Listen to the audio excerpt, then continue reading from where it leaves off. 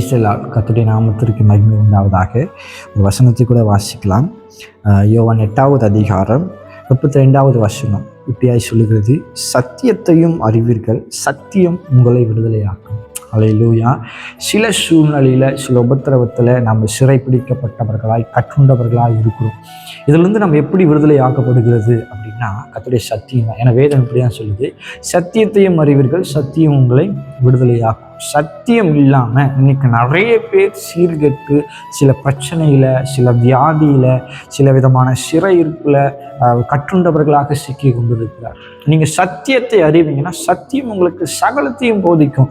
எது நல்லது, எது ஆபத்து, எது பரிசுத்தம், எது நீதி, எது அநியாயம் என்று சொல்லி எது நமக்கு போதிக்கும்னா சத்தியம்.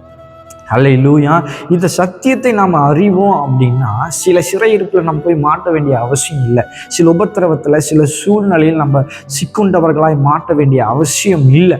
ஒருவேளை நீங்கள் அப்பேற்பட்ட சூழ்நிலையில் இருப்பீங்கன்னா இந்த சத்தியத்தை, இந்த வசனத்தை நீங்கள் நம்புங்க. இது உங்களை விடுதலை ஆக்கும். அல்லேலூயா. சத்தியத்தை நீங்கள் அறியணும். முதல்ல ஒரு கிறிஸ்தவர்கள் இல்லை ஆண்டவரை விசுவாசிக்கிறவர்கள் நீங்கள் யாராக இருக்கும் பட்சத்தில் சத்தியத்தை நீங்கள் அறிவீங்கன்னா அது உங்களை எல்லா பிரச்சனைக்கும் ஒரு சொல்யூஷனாக, ஒரு பதிலாக, ஒரு வழியாக எது நிற்கும்னா சத்தியம் நிற்கும்.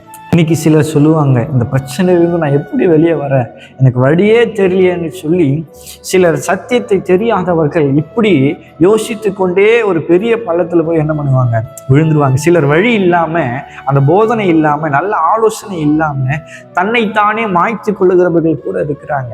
அப்போது சில சூழ்நிலையில், சில இடத்துல நமக்கு எது தேவைப்படுகிறது அப்படின்னா கர்த்தருடைய வார்த்தை. இன்னும் சொல்வதை விட நம்ம வாழ்க்கைக்கு ஒவ்வொரு நேரமும் கர்த்தருடைய வார்த்தை தேவைப்படுகிறது. அதுதான் வேதம் சொல்லுகிறது, சத்தியத்தை அறியுங்க. சத்தியம்தான் உங்களை விடுதலையாக்கும், சத்தியம்தான் உங்களை நடத்தும், சத்தியம்தான் எல்லாவற்றுக்கும் உங்களை போதித்து உங்களை வழி நடத்தவும் விடுதலையாக்கவும் உங்களை ஆசீர்வதிக்கும் வல்லதாக இருக்கிறது. அல்லேலூயா. ஆகவே நீங்கள் ஒவ்வொரு நாளும் ஆண்டவருடைய வேதத்தை வாசிக்கவும், தியானிக்கவும், அதை நம்ம வாழ்க்கையில செயல்படுத்தவும் நீங்கள் விரும்புங்க. அதுவே உங்களை விடுதலையாக்கி உங்களை ஆசீர்வாதத்துக்கு நேராக, நன்மைக்கு நேராக, பரலோக ராஜ்யத்துக்கு நேராக அது வழி நடத்த வல்லதாக இருக்கிறது.